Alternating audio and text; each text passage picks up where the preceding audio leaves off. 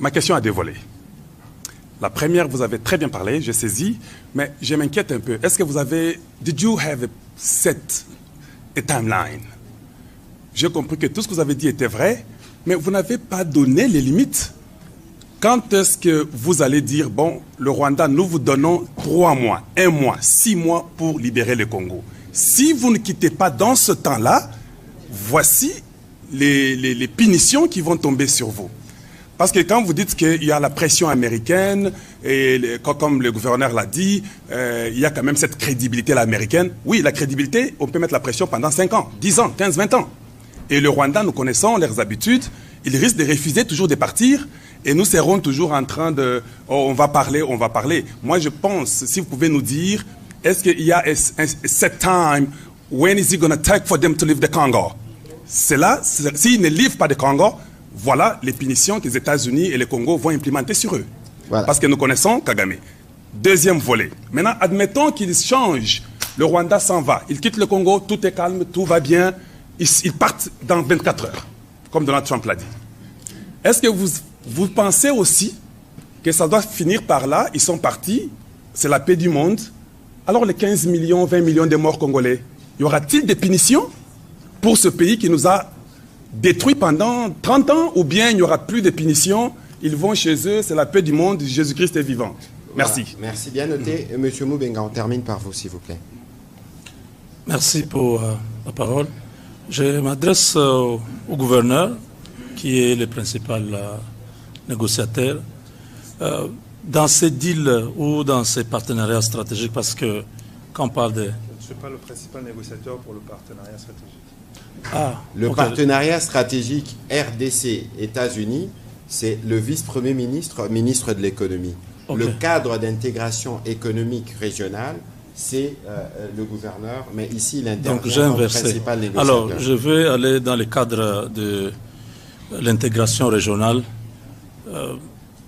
Nous voyons que, je ne sais pas si c'est une faiblesse, parce que autour de ces cadres d'intégration régionale, vous reposez peut-être votre argumentaire sur le fait que le Congo est sous-développé, il n'est pas équipé, il n'y a pas des infrastructures, et que chez les voisins ou les autres, on peut aller directement, il y a des raffineries au Rwanda, chez nous, il n'y en a pas, et nous pouvons prendre les minéraux chez nous et travailler de l'autre côté. Pendant... Oui, je ne sais pas si c'est... Allez-y, la question... Alors, ouais, je veux vous quel est les timings pour la RDC de pouvoir se reconstruire ou se construire, avoir des raffineries et avoir l'électricité, parce qu'il y a un déficit majeur avec Inga et tout ça.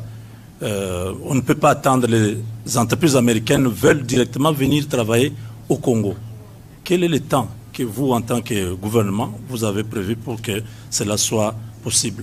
Et pour la deuxième question, avec les partenariats stratégiques, la Chine est aujourd'hui un principal partenaire de la RDC. Quelle est sa place dans ces partenariats que vous venez de signer aujourd'hui? Est-ce qu'il y a un conflit entre les deux grandes puissances qui vont se battre chez nous et les bombes vont tomber sur nous, ou vous avez vraiment garanti aux Chinois que non, de toutes les façons, nous sommes avec les Américains, vous venez de temps en temps la nuit aussi prendre votre part? Voilà, merci pour vos questions. On va commencer. Allez-y alors, rapidement, Madame Rachel. Non. Au fait, c'est juste une petite question de précision, mais qui va compléter la question de mon collègue Kalonji. C'est sur la question des contraintes, le temps. Quand on lit l'accord, sur la question, par exemple, du cadre d'intégration économique et régionale, il y a un deadline qui est donné dans cet accord. Après 3 mois après l'entrée en vigueur du présent accord, le cadre d'intégration économique régionale, en plusieurs étapes, sera défini dans un accord distinct. Vous avez l'accord, Monsieur le ministre. Il y a un délai qui est donné. Dans le cadre du mécanisme conjoint de coordination de sécurité, là aussi, il y a un délai qui est donné, 30 jours à compter de l'entrée en vigueur du présent accord. Mais sur la question du désengagement, qui est une question fondamentale et sur laquelle le peuple congolais s'attend à ce que la solution puisse arriver de le retour de la paix définitive et principalement les populations de l'Est, il n'y a aucune date qui est avancée. Là, il est simplement dit que d'une manière séquencée et coordonnée avec le désengagement des forces, et comme les disposeront d'autres accords à venir, les partis appuient le désengagement, le désarmement et intégration des groupes armés non étatiques. Ça, c'est sur la question du désengagement. Ce qui veut dire qu'il n'y a aucune contrainte de date. Ouais, c'était juste une question de précision. Et c'est ça qui met en cause la question de... Voilà. Parce que votre question recoupe à celle posée tout à l'heure, je pense, par M. Peter Tsani. Monsieur le vice-premier ministre, la Chine, qui est dans un challenge mondial avec les États-Unis, on va commencer par vous et le gouverneur va prendre les volets des questions qui le concernent et je terminerai par la question de M. Kalonji et de Mme Rachel. Allez-y, s'il vous plaît.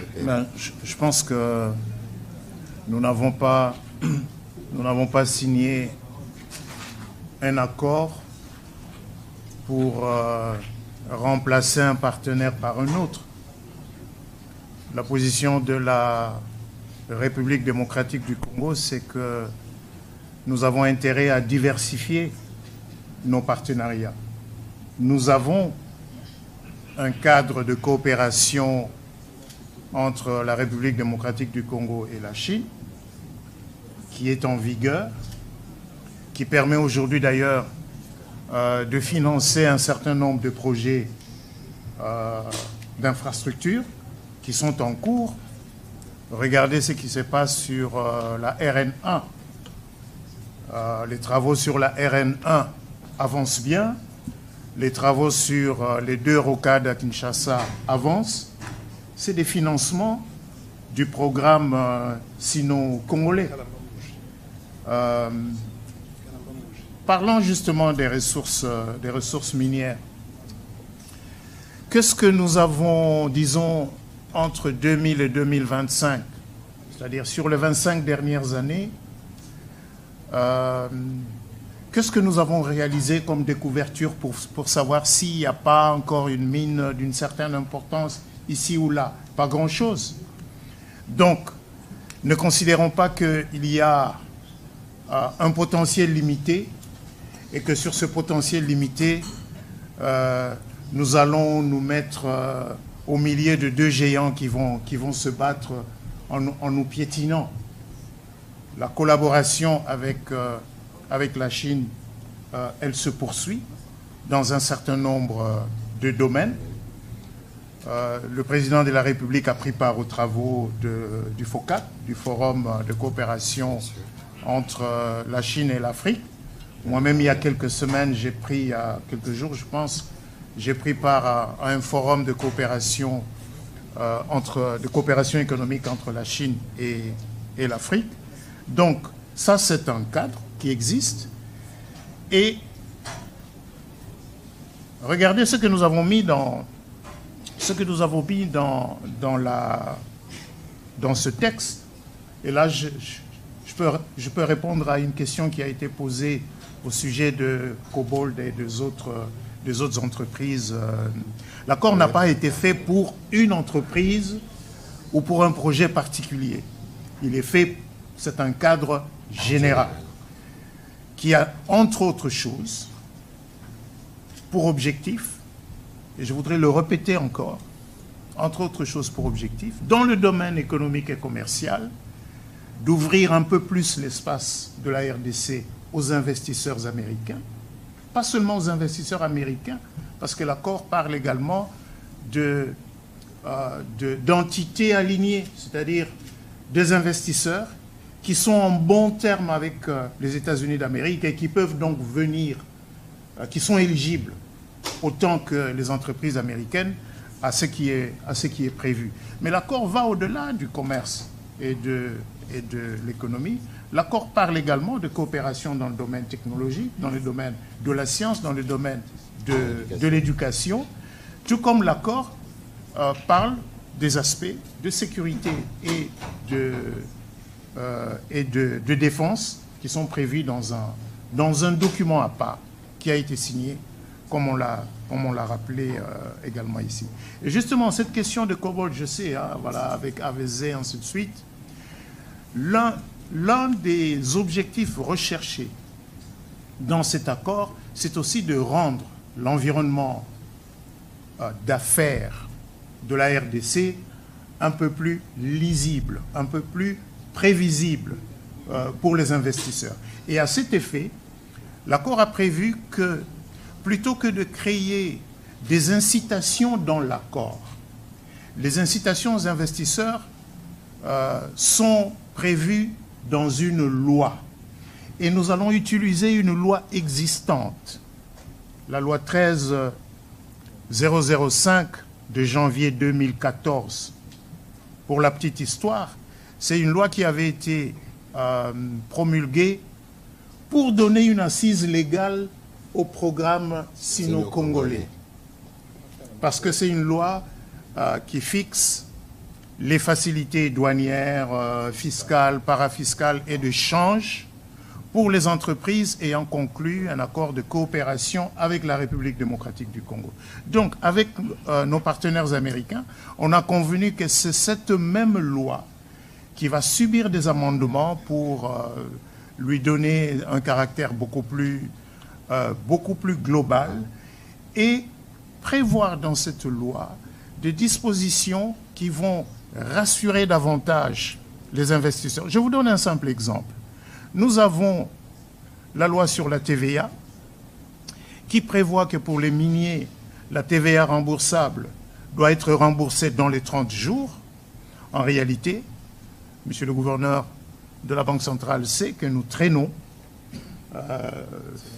une enveloppe assez consistante de TVA devant être remboursée, mais qui n'est pas remboursée dans le délai, et cela met à mal la trésorerie de ces entreprises. Donc nous allons essayer de prendre en compte ces remarques, ces observations qui sont faites par nos partenaires pour amender la loi, de manière à ce que cette loi, de la même manière que le code minier dispose d'un cadre unique qui rassure, qui stabilise le climat d'affaires au profit des entreprises qui investissent en République démocratique du Congo. Donc nous voulons offrir, mais il est évident, parce que c'est une loi, on ne va pas dire que c'est une loi qui est faite pour les entreprises américaines, c'est une loi qui sera faite pour toutes les autres entreprises qui veulent investir en République démocratique du Congo. Alors, mais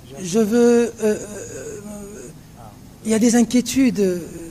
Mes questions vont être un peu disparates, mais bon, c'est pour vous quatre. La première, c'est...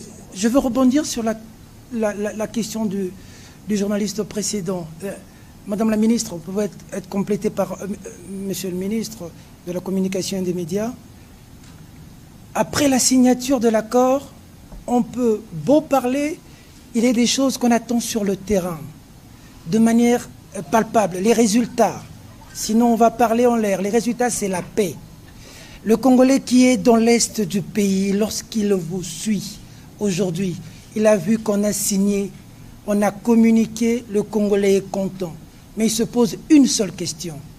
Les bruits des bottes, ça finit quand? De manière claire, pas de langue de tabou, pas de philosophie. On a signé. Si demain on apprend qu'on a attaqué Uvira, tout ce qui est fait aujourd'hui tombe caduc au sein de l'opinion. Nous sommes de la communication. Dites-nous de manière claire, on a signé, il est écrit dans l'accord que les Rwandais doivent lever leurs mesures de défense chez nous. Ça se fait quand?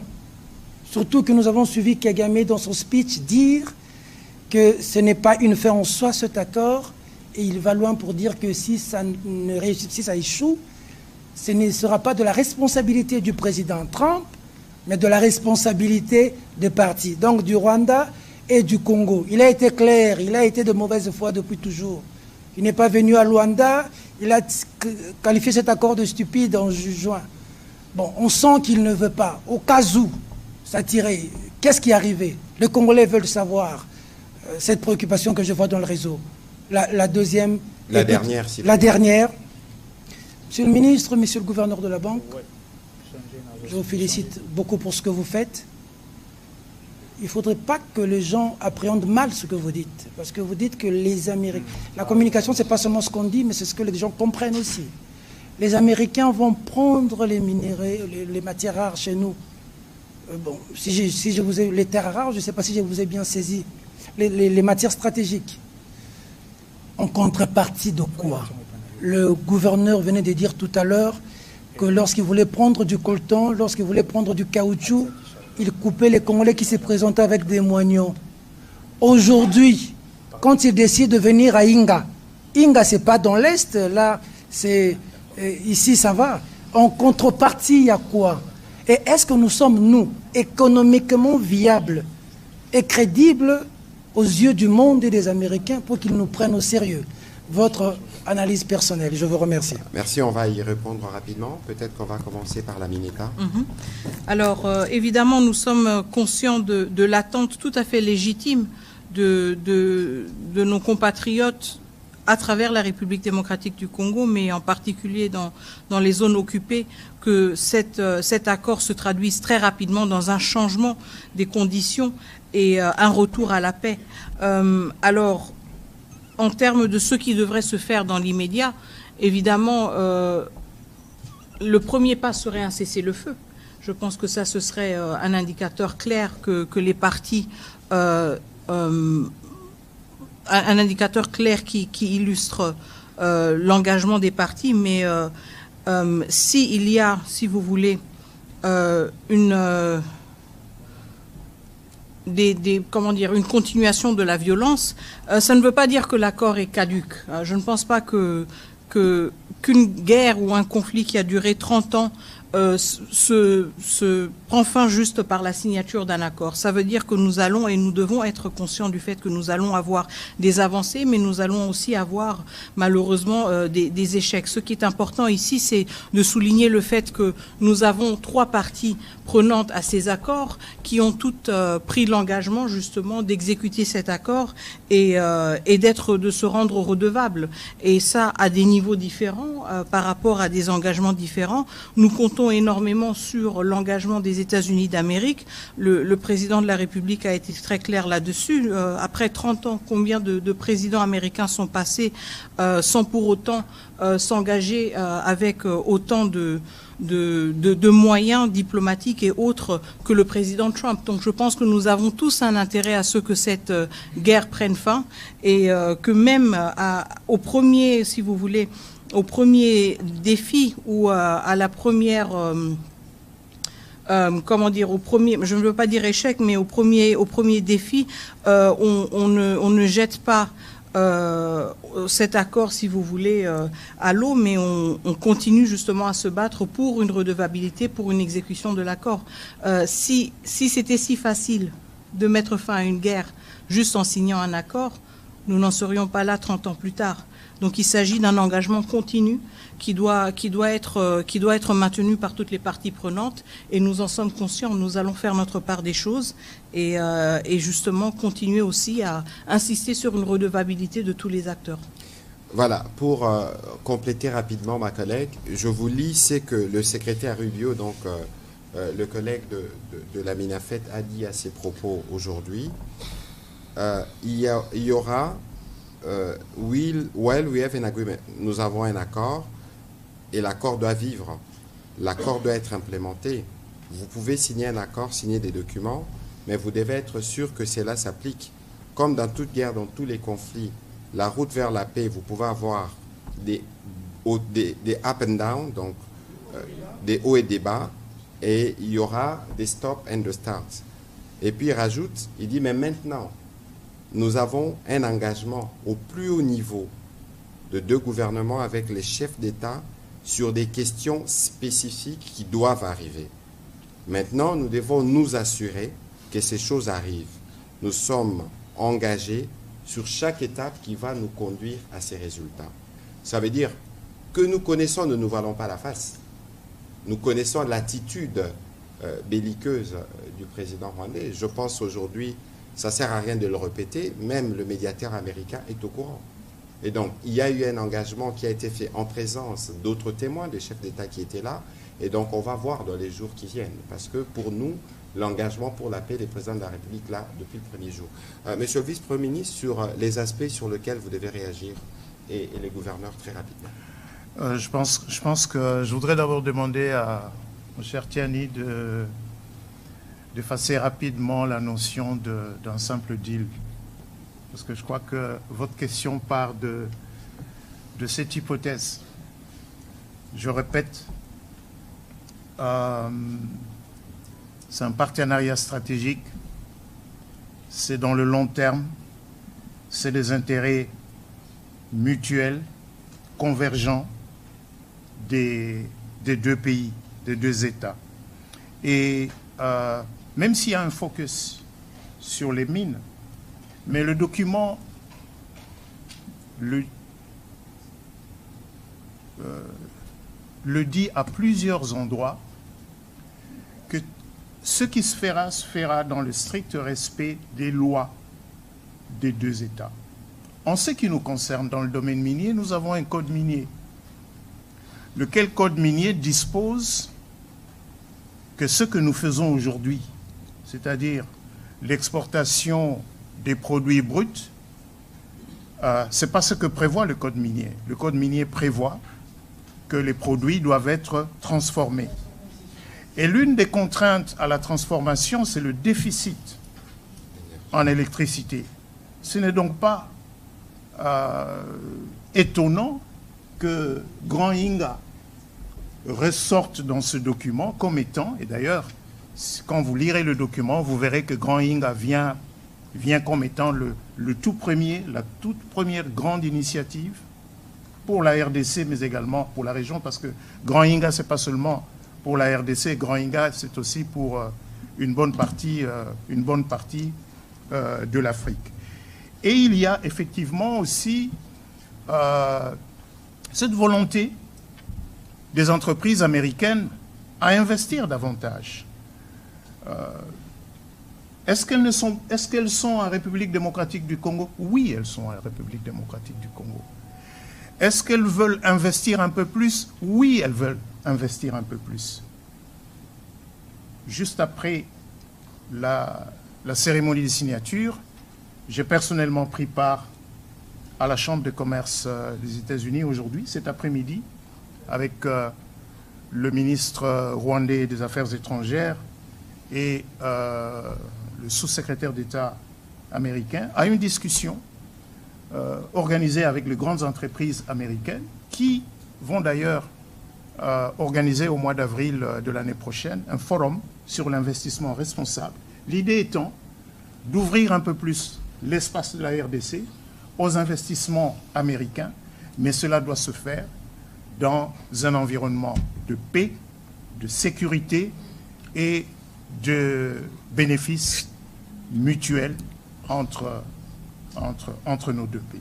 Donc, regardez cet accord de partenariat stratégique comme un instrument pour la transformation de la République démocratique du Congo pour le long terme.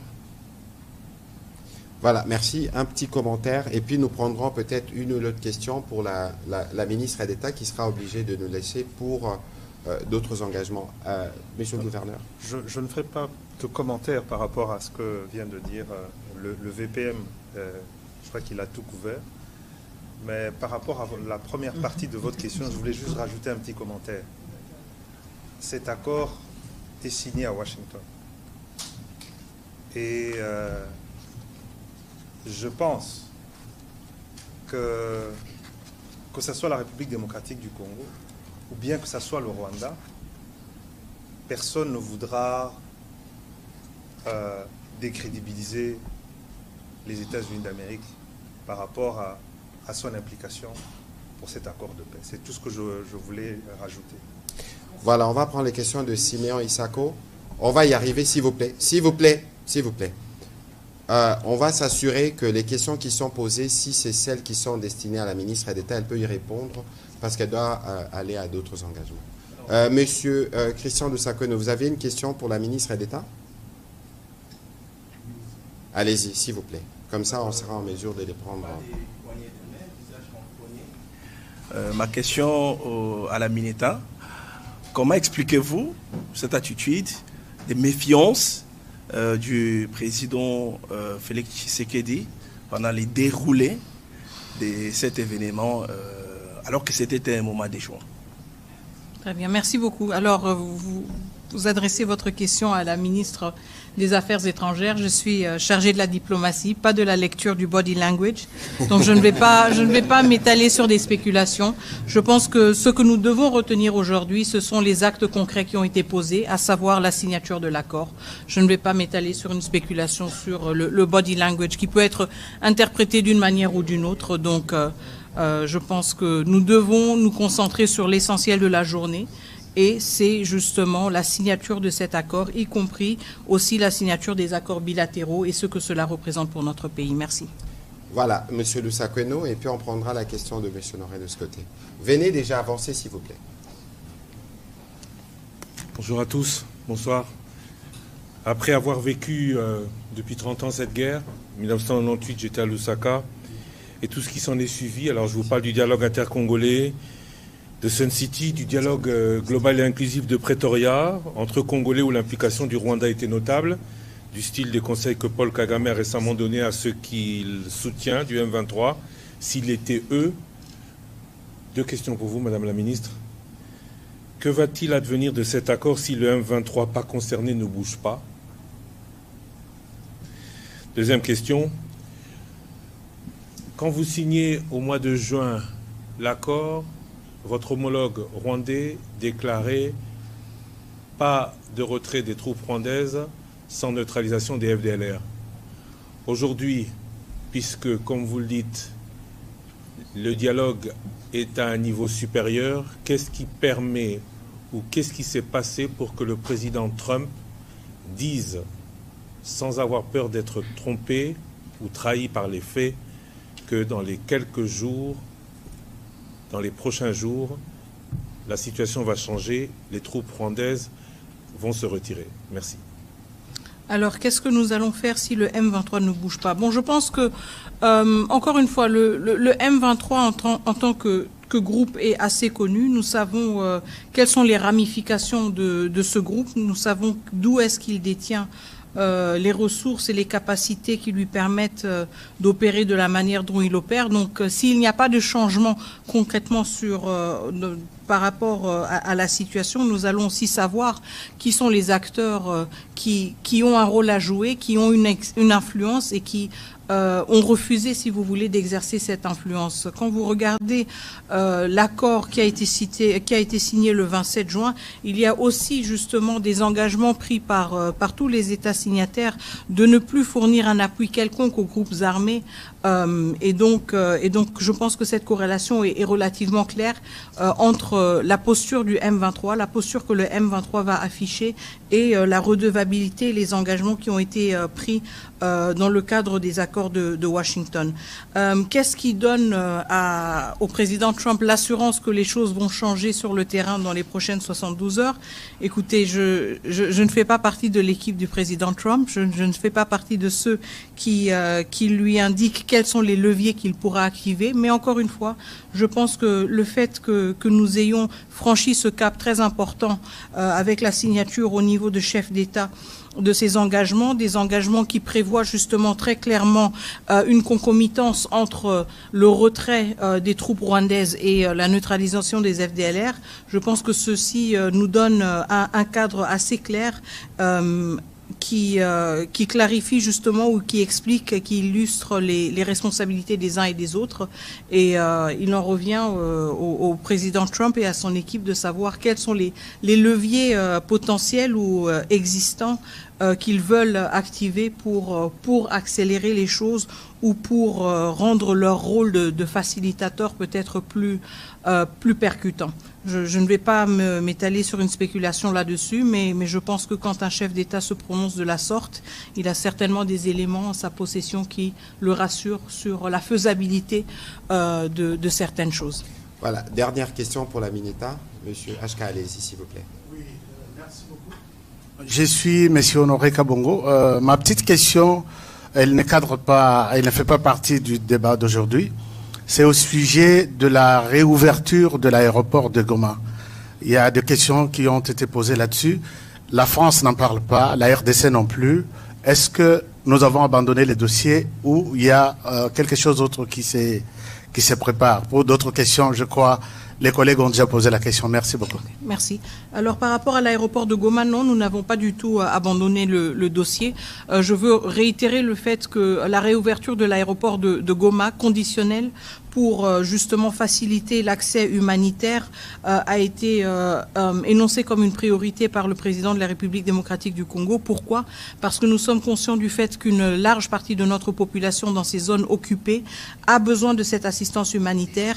Nous savons aussi que les ressources et les financements pour l'assistance humanitaire sont de plus en plus réduits. Et donc, il y a un souci aussi d'efficacité, si vous voulez, quand il s'agit de l'utilisation de ces ressources dont nous disposons. Donc, nous ne pouvons pas nous permettre le luxe, si vous voulez, d'abandonner la question de l'aéroport de Goma. Il en va de la vie de milliers, de millions de nos concitoyens, de nos compatriotes. Donc, cela reste une priorité pour le gouvernement de la République démocratique du Congo. Nous avons affiché très clairement notre disponibilité, justement, à réfléchir sur comment rendre cela concret. Et nous restons sur cette position. Nous restons aussi engagés dans des conversations avec les différents acteurs humanitaires pour voir comment cela peut se matérialiser dans les plus brefs délais. Nous insistons aussi sur le fait que l'assistance humanitaire ne devrait jamais être utilisée à des fins politiques, ne devrait jamais être instrumentalisée. Et c'est la raison pour laquelle nous allons aussi, ou nous continuons aussi à mettre les uns et les autres devant leurs responsabilités morales, mais aussi humanitaires vis-à-vis du comportement qu'ils affichent par rapport à cette question de la réouverture de l'aéroport de Goma. La position du gouvernement est claire et nous espérons que l'humanisme va quand même se manifester aussi de l'autre côté et que nous allons arrêter de jouer avec la vie de milliers de personnes à des fins politiques ou stratégiques. Merci. Voilà, merci beaucoup Madame la ministre d'État Merci beaucoup Madame la ministre d'État pour votre participation à cet exercice. Je sais que vous avez d'autres interviews encore qui vous attendent. Nous aurons l'occasion de nous retrouver. On va conclure avec les collègues qui sont ici. Prochaine question, on va donner à Monsieur Israël Mutombo, qui sera suivi de Monsieur Kalonji.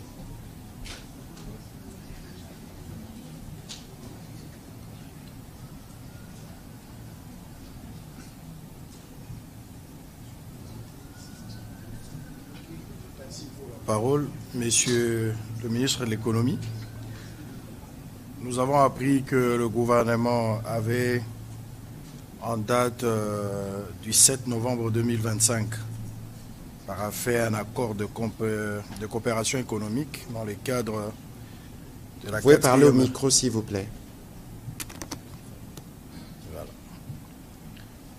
Bon, je vais aller directement à des questions. Monsieur le ministre, hormis les zones d'intérêt commun, telles que le lac Kivu, avec le gaz et autres activités y afférentes, qu'est-ce que la République démocratique du Congo peut attendre de l'exploitation conjointe des ressources rwandaises? La deuxième... Vous dites de l'exploitation conjointe de? Je disais, hormis les zones d'intérêt commun, telles que le lac Kivu, avec le gaz et autres activités y afférentes, qu'est-ce que la République démocratique du Congo peut attendre de l'exploitation conjointe de ressources rwandaises? Deuxième, avec le développement du corridor de Lobito, quel rôle pourra jouer le Rwanda dans la chaîne de valeur de matières premières congolaises dès lors que le produit ne passeront pas par l'océan Indien, mais plutôt par l'Atlantique et sans l'intervention de ces pays? Pour terminer, cet accord économique qui nous lie est signé pour combien de temps et les dividendes prévisionnels les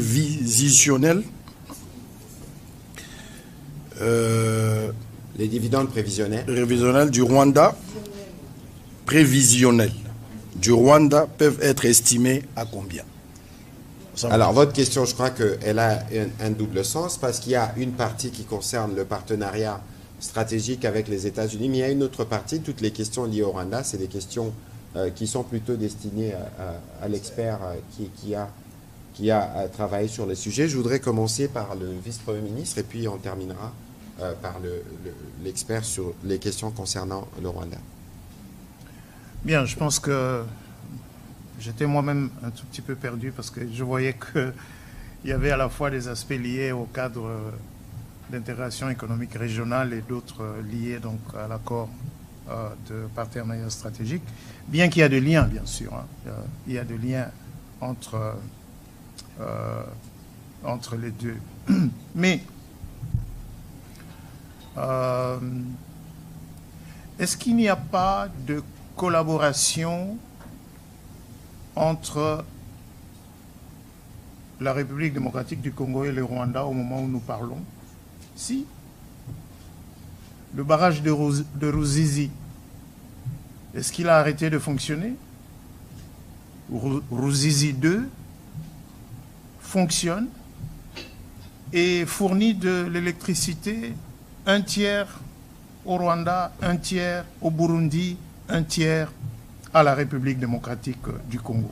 Au moment où nous parlons, il y a un projet de Ruzizi 3, 206 mégas, c'est-à-dire, c'est quoi 206 mégas, ça va faire à peu près 5 fois à peu près la capacité de Ruzizi 2. Le projet se monte, les bailleurs de fonds n'ont jamais quitté ce projet.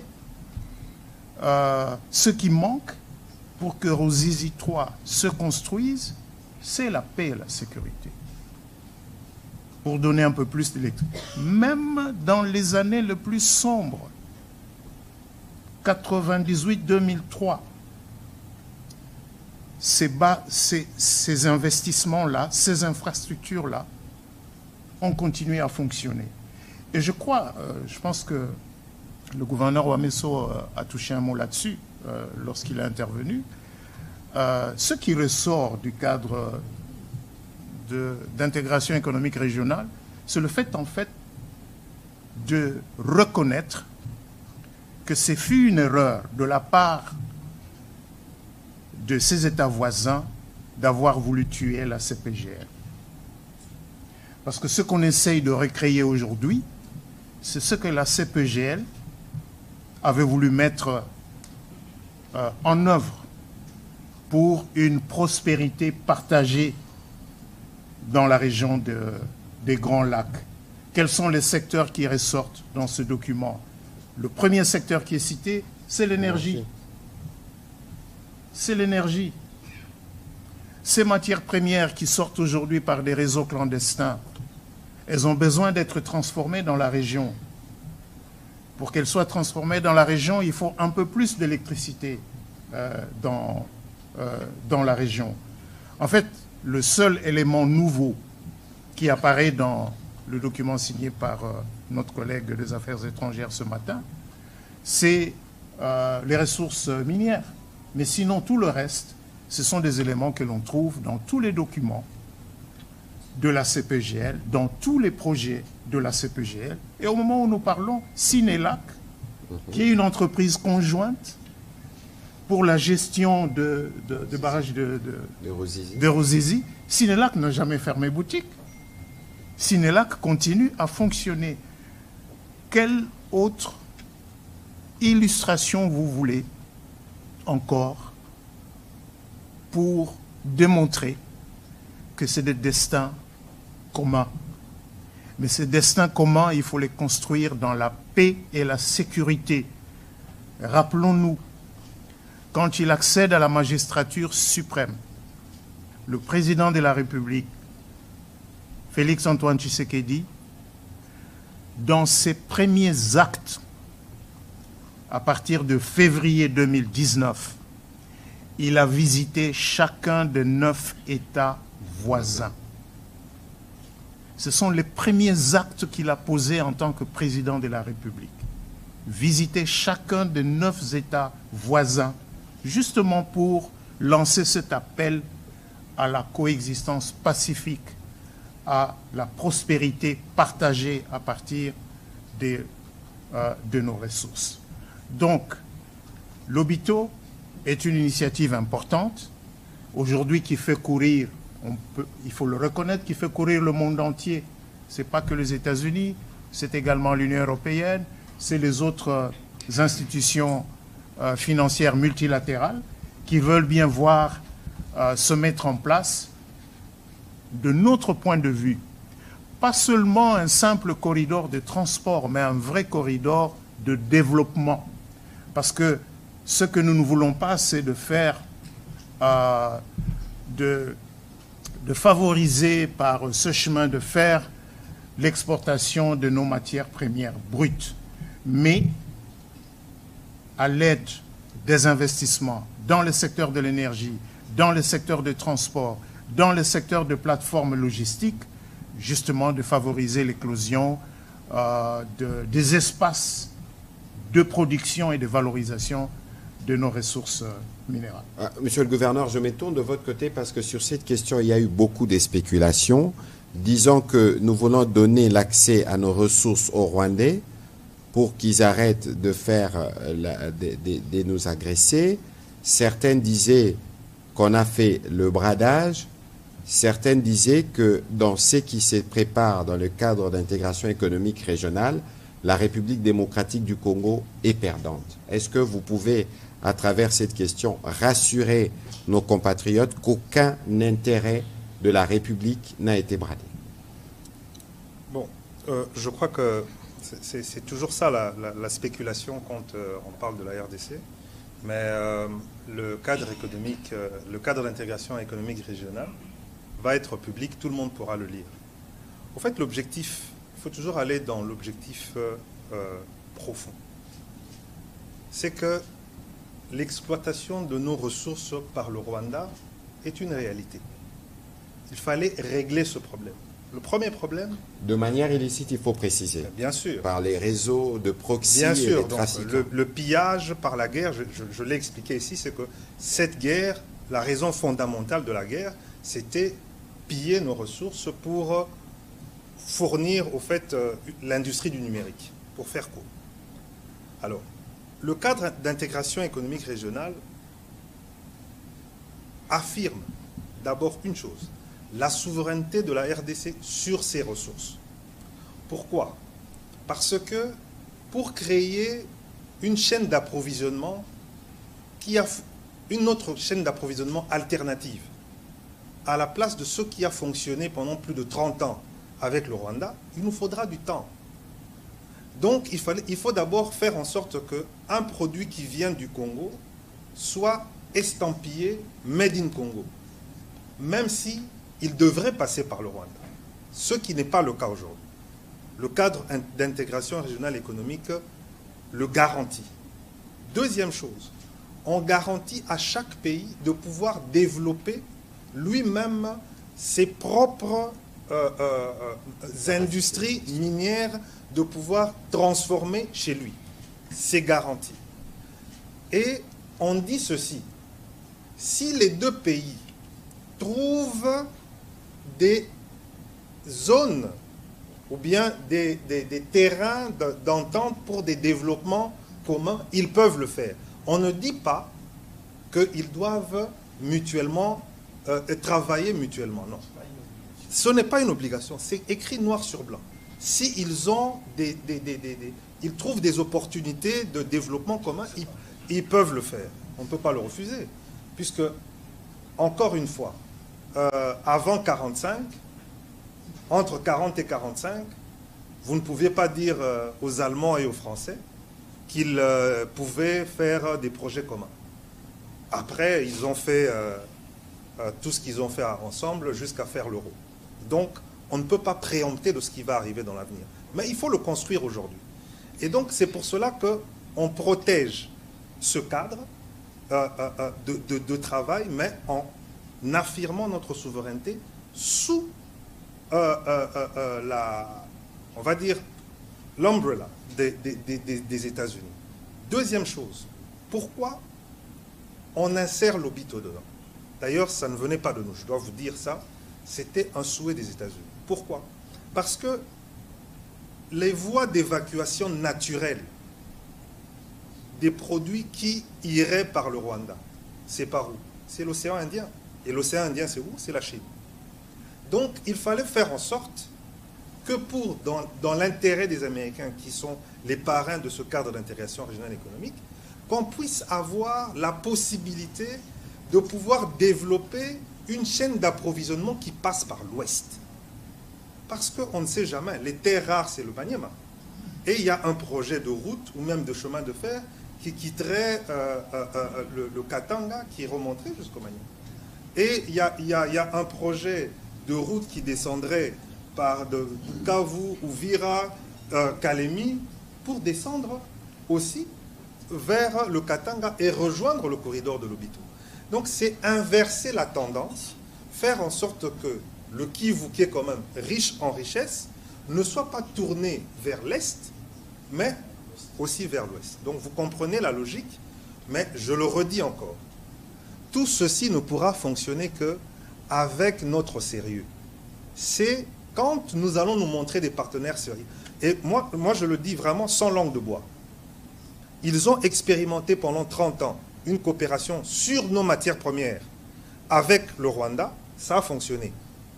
Vos iPhones ici, vos Samsung, le coltan vient de chez nous, ça passe par le Rwanda, mais ça approvisionne les usines qui produisent les téléphones portables qui sont vendus au monde entier, y compris à nous les Congolais. Donc si nous voulons entrer dans un partenariat stratégique sérieux avec les Américains, il faudrait qu'on se montre sérieux nous-mêmes et que nous puissions, comme on dit ici, we need to deliver. Nous devons montrer que nous sommes capables de pouvoir approvisionner les chaînes, approvisionner de manière optimale, les approvisionner de manière optimale en matières premières stratégiques dont ils ont besoin pour leur économie. Maintenant, je veux revenir à ce que vous avez dit par rapport... Les sérieux, c'est ce que nous mettons avec le président. Est-ce qu'on va venir puiser? Je crois que le VPM a répondu de manière... mais non, ça sera, comme dit le président, du win-win. C'est-à-dire que vous venez avec votre entreprise, vous avez un gisement et vous allez respecter le code minier et vous allez faire des joint ventures, quitte à le faire avec Gécamine ou avec Sakima, ou avec... Ça va vraiment fonctionner de manière... Et ça sera tout à fait transparent. Et vous savez, la transparence, c'est d'abord quelque chose qui est lié à l'éthique des affaires au niveau des États-Unis. Tout va être publié. Vous avez vu tout ce que nous avons signé. Puisque ça a été signé aujourd'hui, il y a une obligation légale. Avant 17 heures, tout était rendu public. Donc, tout va être transparent. Et je voudrais finir par autre chose. Dans le cadre d'intégration régionale économique avec le Rwanda, vous savez qu'il y a les normes de l'ITIE dont ils n'étaient pas... ils n'ont jamais voulu... Voilà, ils n'ont jamais voulu accepter l'ITIE. Mais dans le cadre de ces négociations, nous les avons obligés. Pourquoi? Parce que avec la signature de se conformer à l'ITIE, ils doivent faire un effort supplémentaire de traçabilité qu'ils ne faisaient pas. Vous savez qu'ils prenaient les matières premières en RDC, ça arrivait au Rwanda et ça entrait dans du packaging et c'était estampillé. Alors que maintenant, avec le processus de l'ITIE, cette pratique va devenir de plus en plus difficile. On doit savoir de quel trou ça sort. Voilà, exactement. Voilà, merci. On va terminer. Cette journée a commencé d'abord avec une série d'entretiens au niveau de la Maison-Blanche, dans le bureau ovale, pendant lequel le président de la République a eu l'occasion d'échanger directement avec son homologue et son hôte américain. y compris justement sur le potentiel et la promesse, si vous voulez, de cet accord de Washington, mais aussi sur les perspectives d'un partenariat bilatéral renforcé entre les États-Unis d'Amérique et la République démocratique du Congo. Après ce passage à la Maison-Blanche, nous avons donc ensuite eu la cérémonie de signature que beaucoup d'entre vous ont pu suivre en direct, pendant laquelle justement une déclaration a été signée par les 3 chefs d'État, à savoir donc le chef d'État, notre président de la République évidemment, Félix-Antoine Tshisekedi Tshilombo, mais aussi le président Trump et le président du Rwanda. Et donc, avec cela, entre en vigueur, si vous voulez, l'accord de Washington. Je pense que ce qui est important à retenir aujourd'hui, c'est que cet accord englobe plusieurs instruments et reflète aussi une longue marche, si vous voulez, une longue séquence d'efforts diplomatiques qui n'ont pas commencé en avril, mais bien avant, à commencer par la résolution 2773 qui a été adoptée au niveau du Conseil de sécurité à l'unanimité et qui, si vous voulez, a jeté un peu la base sur toutes les perspectives vers une pacification durable de l'Est de la RDC, mais aussi de la région des Grands Lacs. Donc, nous savons qu'il y a beaucoup d'attentes par rapport à ces accords et comment ils vont prendre forme de manière concrète, évidemment. Nous sommes dans les premières heures après la signature, mais je pense que nous devons retenir quand même qu'il y a eu une forte mobilisation, surtout du côté des États-Unis d'Amérique, de voir comment ces efforts diplomatiques qui ont été menés pouvaient être couronnés par un document contraignant pour toutes les parties et qui va justement jeter les bases pour, nous l'espérons, une paix durable dans l'Est de la République démocratique du Congo, mais aussi de manière plus large dans la région des Grands Lacs et de cette manière aussi ouvrir la perspective vers une réconciliation des peuples, un rapprochement des peuples, mais aussi une plus grande intégration économique. Mais nous savons aussi que tout cela se fera de manière graduelle, que tous ces efforts devront être bâtis les uns sur les autres, pas seulement parce que nous le connaissons, nous le savons de notre propre région, mais nous l'avons aussi appris dans d'autres régions. La paix se construit avec du sérieux, avec du temps, avec de la rigueur. Et ceci a été la posture de la République démocratique du Congo dès l'avènement du président de la République à la magistrature suprême. Et nous restons engagés dans cette logique. Merci. Voilà, merci beaucoup, Madame la ministre d'État, pour cette introduction. Je me tourner du côté du gouverneur Wameso, mais je rappelle que vous n'intervenez pas comme gouverneur de la Banque centrale du Congo, mais plutôt comme un des experts de la République démocratique du Congo, spécifiquement pour ce qui concerne le cadre d'intégration économique régionale. Vous savez tous, l'accord, j'en parlais tout à l'heure, l'accord du 27 juin avait principalement 2 points, la question de la sécurité, mais aussi la question économique.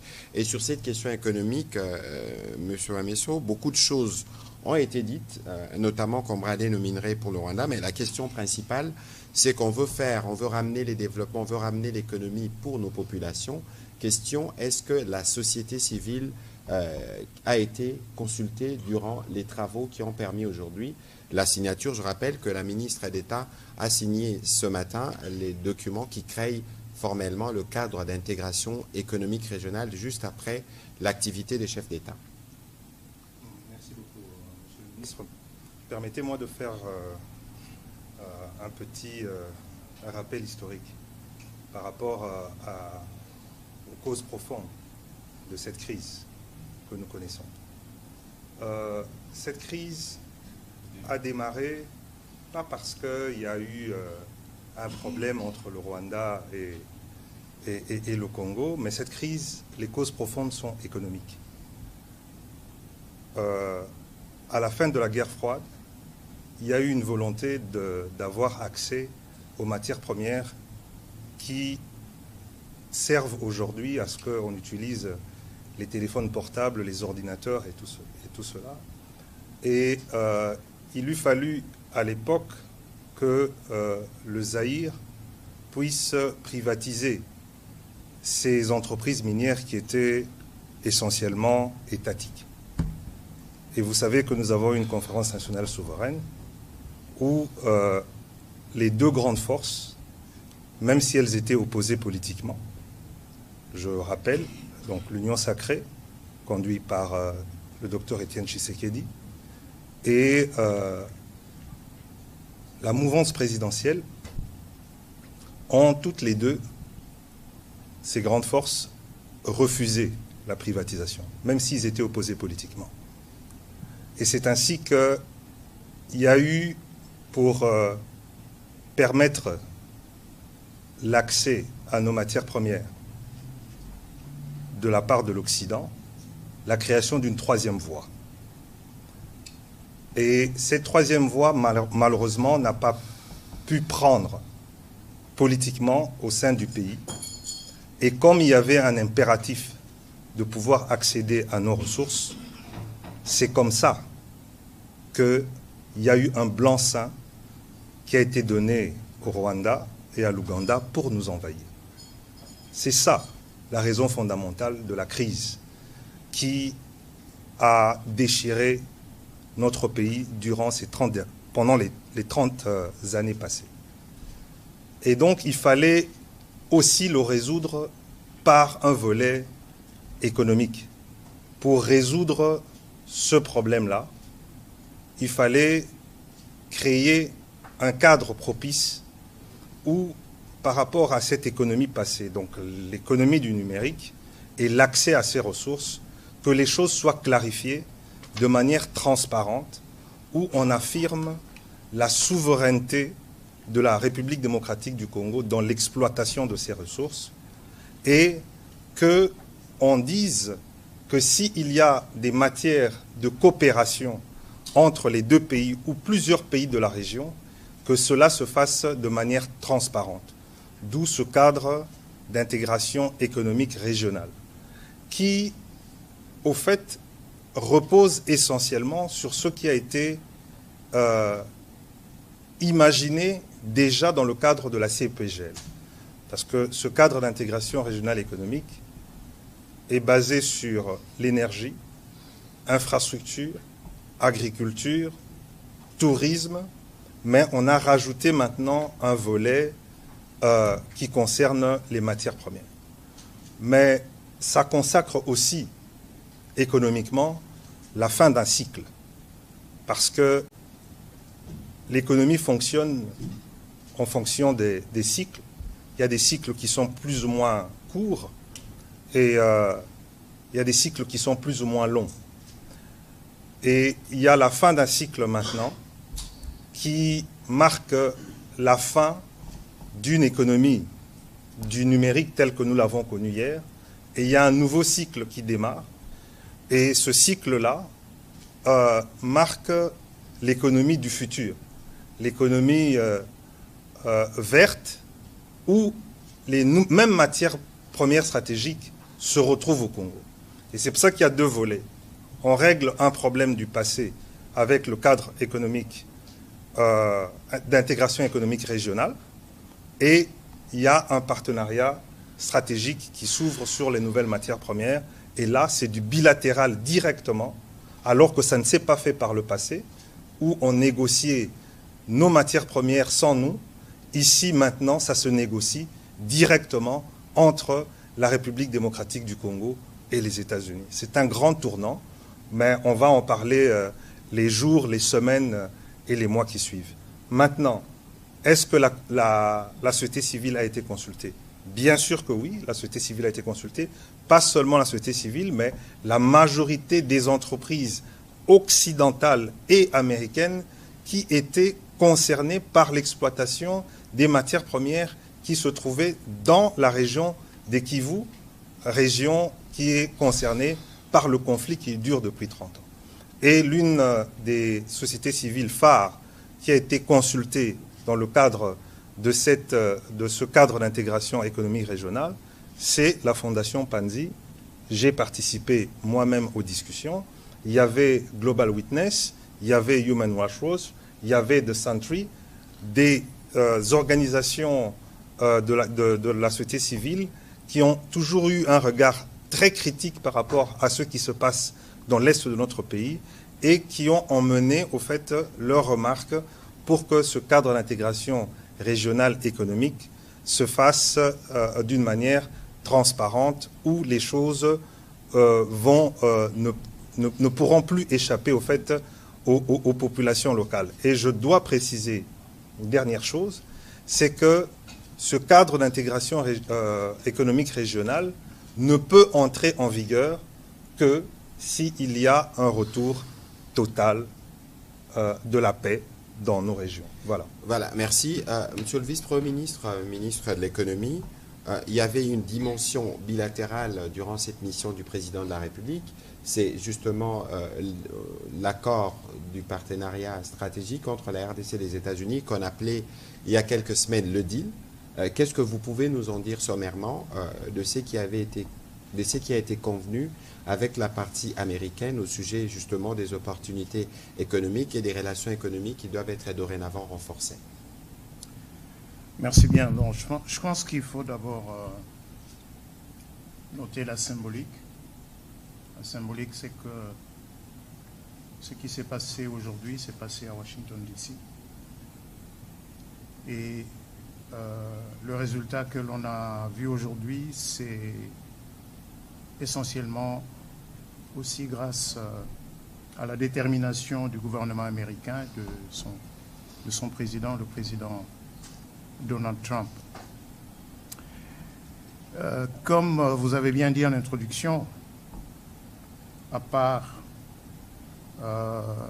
ce cadre ou ces documents qui ont été signés entre la République démocratique du Congo et le Rwanda, il y a également eu, juste après cette cérémonie, dans une autre salle, peut-être loin de la plupart des caméras, une cérémonie de signature de 2 autres documents. Le plus important ici, c'est de noter que la relation entre le gouvernement américain et le gouvernement congolais a pris une autre dimension. Nous avons signé un accord de partenariat stratégique. Qui dit partenariat stratégique dit un niveau élevé de confiance politique entre les 2 gouvernements, avec des objectifs de long terme qui s'alignent tant du point de vue des relations économiques que du point de vue des questions de défense et de sécurité. Jusque-là, les relations économiques entre nos 2 pays étaient régies par un accord de protection, de promotion et de protection réciproque des investissements, conclu en 1984. Donc on va donc dire qu'on est passé d'une catégorie à une autre, parce qu'on est aujourd'hui des partenaires stratégiques sur les questions économiques et de commerce, sur les questions de défense et de sécurité, sur des questions de sciences et de technologie, sur également des questions institutionnelles et de gouvernance. Et les questions institutionnelles et de gouvernance sont liées notamment à ce que nous envisageons de faire dans le domaine économique.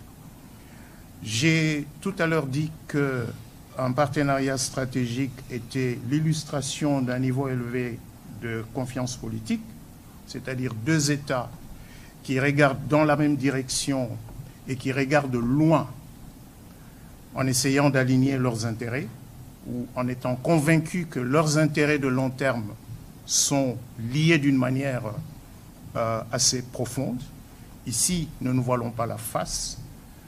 Le monde tel qu'il évolue, il va être déterminé, il se détermine déjà pour les États qui aspirent à devenir puissance mondiale ou qui veulent demeurer puissance mondiale, c'est dans l'accès aux métaux critiques.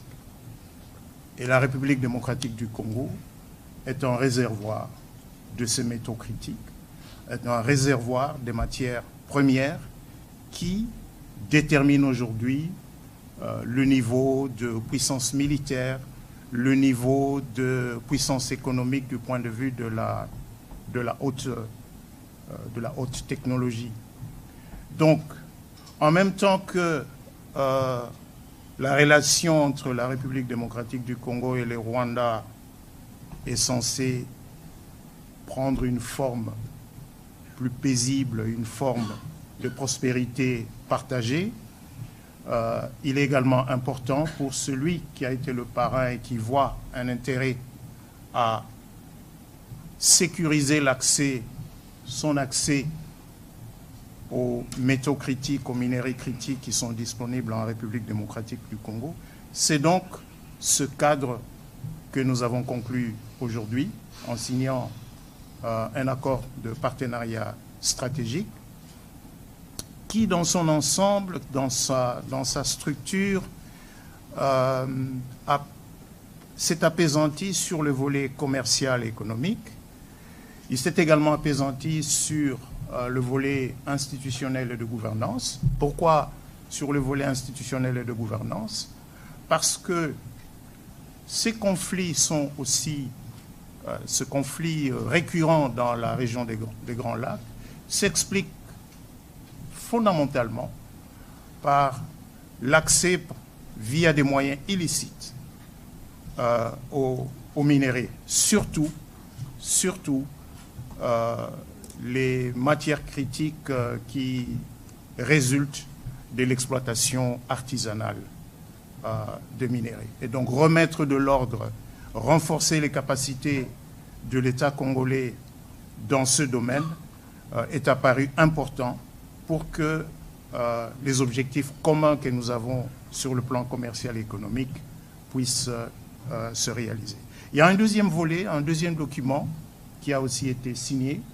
C'est un mémorandum d'entente entre les deux pays sur les questions de défense et de sécurité qui a donc été signé par Madame la ministre d'État, ministre des Affaires étrangères, avec le secrétaire d'État Rubio, alors que le secrétaire d'État Rubio et moi-même, nous avons signé l'accord de partenariat stratégique. Et ce document met en place un cadre pragmatique qui va permettre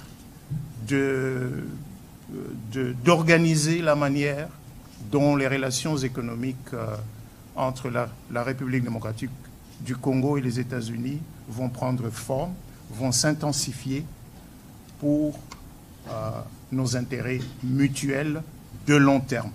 C'est donc un engagement de long terme. C'est pas un troc. C'est pas un troc. C'est, je répète, deux États qui conviennent, qui ont des intérêts de long terme. Nos intérêts de long terme, c'est le développement économique, dans la paix, dans la sécurité.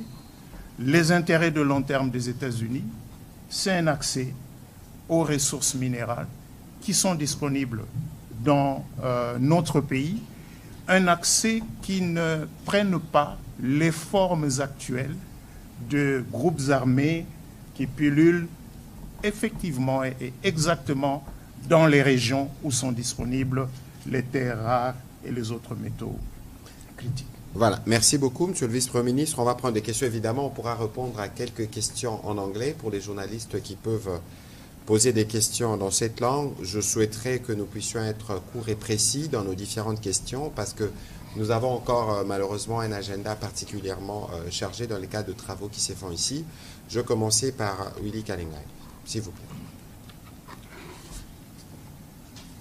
Par ici, s'il vous plaît.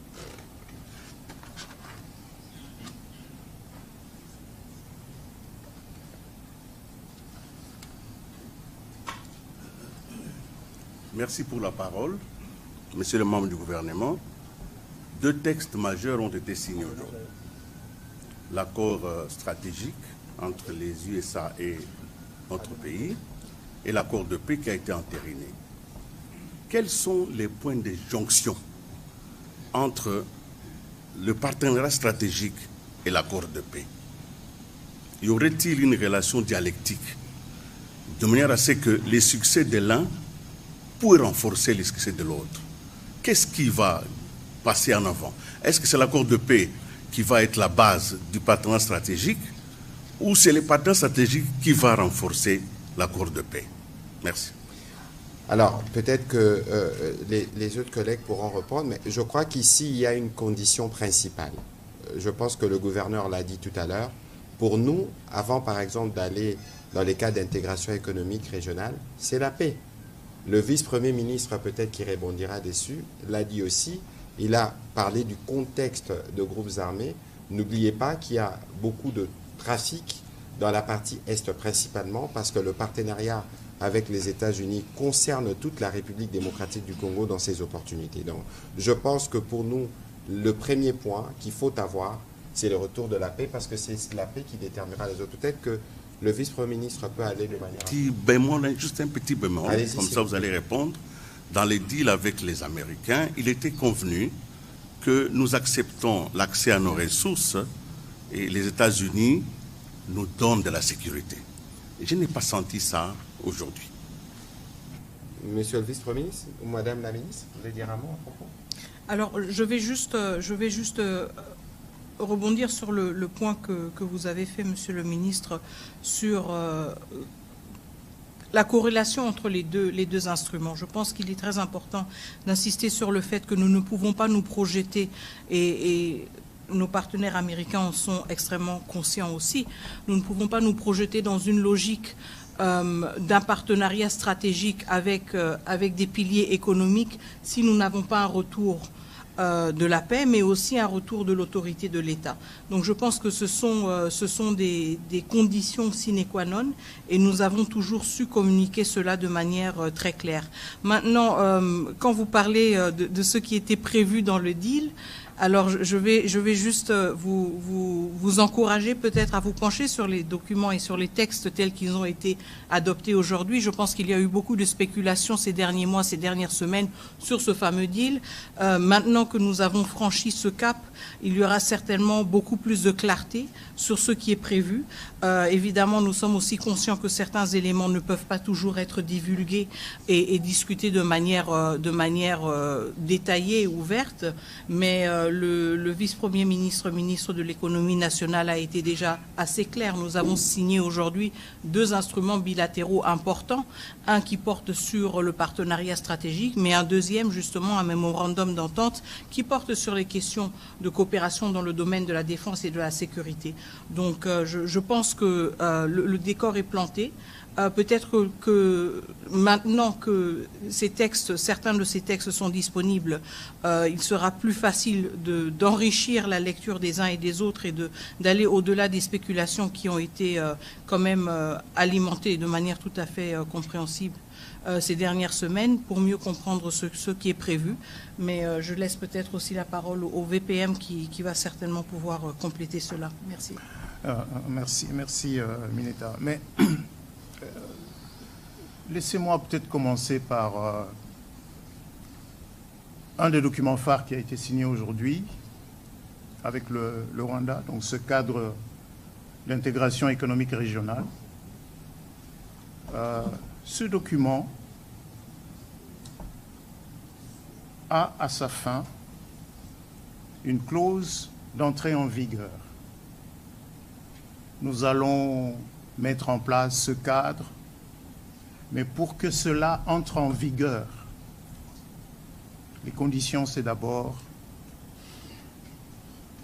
les éléments de sécurité, de restauration de la paix, de restauration de l'État, de l'autorité de l'État congolais sur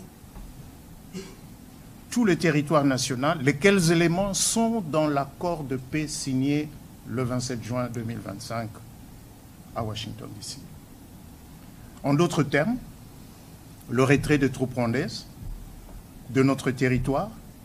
En d'autres termes, l'arrêt de l'appui apporté au M23 et aux autres groupes armés non étatiques. Ce sont là les conditions permissives pour que ce cadre d'intégration économique régionale se mette en place. Qu'est-ce qu'il y a dans l'accord de partenariat stratégique avec les États-Unis?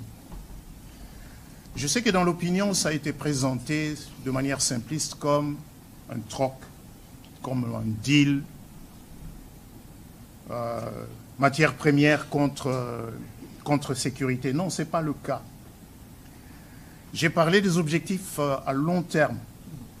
L'accord dit clairement que, oui, il va y avoir un focus sur l'exploration, sur l'extraction, sur la transformation des minéraux critiques, mais on va au-delà de simples minéraux critiques parce que, par exemple, l'accord prévoit que le gouvernement américain et le gouvernement congolais vont travailler de manière étroite pour faire avancer un certain nombre des projets qui sont considérés comme, comment je dirais, comme critiques pour qu'on transforme la RDC. C'est-à-dire Inga, Grand Inga. Ce n'est pas que nous disons non. Nous disons dans le texte, RDC et USA, nous allons travailler de manière coordonnée pour que ce projet avance. L'accord insiste aussi sur le corridor de Lobito. L'accord prévoit également que la RDC dise clairement quels sont les projets de développement considérés par la RDC comme étant des projets stratégiques. Et cette liste, la liste de ces projets stratégiques, sera incessamment communiquée par la RDC à la partie américaine et fera partie intégrante de l'accord. De la même manière que les États-Unis vont communiquer à la RDC les projets considérés par la partie américaine comme étant des projets critiques sur un certain nombre de métaux. Voilà donc, si vous voulez, cet ensemble. Maintenant, comment vous voulez qu'on avance sur ces grands dossiers si il y a de l'instabilité dans une grande partie du territoire? C'est là le lien. C'est là le lien. Et le point de départ, justement, pour restaurer les conditions de paix et de sécurité, ces éléments sont dans l'accord de paix signé le 27 juin, et ces éléments ont été repris comme condition d'entrée en vigueur du cadre d'intégration économique régionale. Voilà, rapidement, monsieur le gouverneur, un petit commentaire. Oui, monsieur Kalenga, votre question me semble plus profonde que ça. Vous savez, nous sommes aujourd'hui République démocratique du Congo, mais nous avons été initialement État indépendant du Congo. Nous avons été créés pour que le monde occidental vienne puiser ces ressources dont elle a besoin pour son développement industriel. Donc rappelez-vous le caoutchouc, rappelez-vous Chikolobwe, rappelez-vous le développement de l'électricité avec notre cuivre. On ne nous a jamais demandé notre avis. Et je vous ai rappelé que quand on a eu besoin de venir prendre le coltan et tout ça, nous avons tergiversé. Bon, c'est pas que nous avons tergiversé, nous avons voulu défendre nos intérêts en disant qu'on ne privatise pas. Et il y a une décision qui a été prise. Et nous avons été envahis. Et aujourd'hui, il y a des iPhones, il y a des Samsung qui sont utilisés avec nos ressources sans nous. Et c'est la première fois de notre histoire commune qui a été créée par d'autres personnes. Parce que l'État indépendant du Congo, on a tracé les frontières sans nous. C'est la première fois qu'il y a une nouvelle révolution industrielle qui va arriver et qu'on décide de pouvoir discuter de l'accès de ces matières premières dont on a besoin pour cette révolution industrielle, qu'on discute avec la RDC. C'est un tournant historique. Et il faut qu'on en prenne la mesure nous-mêmes. C'est-à-dire quoi? C'est-à-dire que ce que nous voulons voir, c'est-à-dire la paix et tout ça, dépend de la responsabilité que nous devons comprendre qui est la nôtre par rapport à cet événement historique qui a été arraché grâce au leadership du président Tshisekedi. C'est une première historique que pour avoir accès à nos ressources, pour développer une industrie mondiale, faire une révolution industrielle, on vient de discuter de ça avec le Congo et qu'on signe des accords avec les Congolais. C'est très très important. Alors, merci de ce rappel. On va prendre la question de Madame Elena.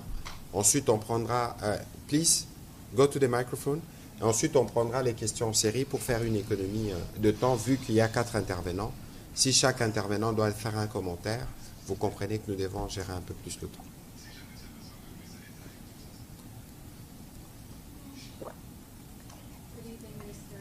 Thank you so much for doing this. Janelle de Malaon from Deutsche Welle. Would it be possible to get an answer in English and in French? Yes.